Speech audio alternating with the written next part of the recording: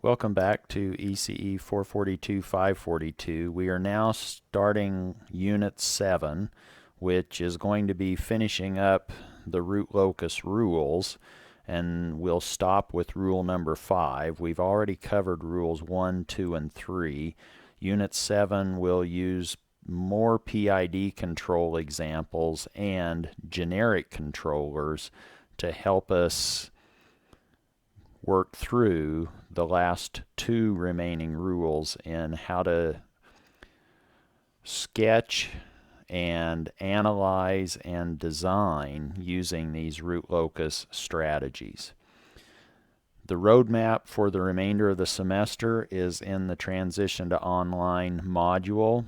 The Unit 5 quiz is on the 15th of April, and the second attempt on that quiz will be Saturday the 18th, and there is review material in Unit 5 near the top, and there'll probably be recap material, so there'll probably be two different pieces of review material in Unit 5, one prior to the first attempt and one following the first attempt before the second attempt.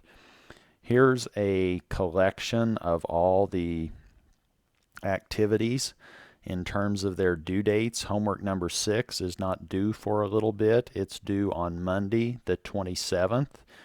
Quiz 6 is immediately thereafter on a Wednesday, and the second attempt on a Saturday. That's getting us all the way into May. I guess we're not that far away from May. Then homework 7 follows right back to back. That's due the next Monday on the 4th, and that brings us to the last day of class, which is Wednesday the 6th, or the last day of the semester. That's May 6th, and that's when we will have our first attempt on quiz 7, which is the unit or the module we're talking about now. Your project deliverables 2 and 3 are both due on that day, Wednesday, May 6th, and everyone is okay to continue with what they've submitted for their proposal for their project. I've looked at those, and we're good to go on continuing in the direction that you proposed for your deliverable number 1, and now you need to wrap that up by May 6th. Homework number 8 is an optional homework assignment. That's due the next day on reading day, Thursday, May 7th. Our final exam, stay tuned, but that is going to occur on the last day of finals, Thursday, May 14th.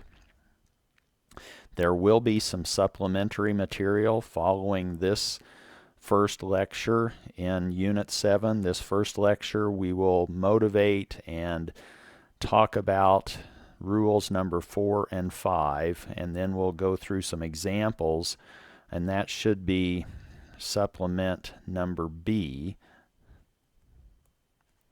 So, or letter B, that's 7.1 supplement B for arrival angles. Supplement A for lecture 1 is illustrating rule number 5 with departure angles. It's telling us how do we depart from complex poles. How does this root locus diagram depart from root locus poles, and how does it arrive at these finite zeros? We know that we terminate branches, our finite branches, at 0 locations, and if we have complex zeros, this rule number 5 tells us how we approach, in what direction the root locus branch approaches that complex 0. For reading material, you'll still be looking at chapters 5 and 6, the first section of those. The analog and the digital rules are the same for sketching root locus. Just how they are applied or interpreted obviously is influenced by the domain that you're sketching these diagrams in. The S domain, that's the left half plane determines stability.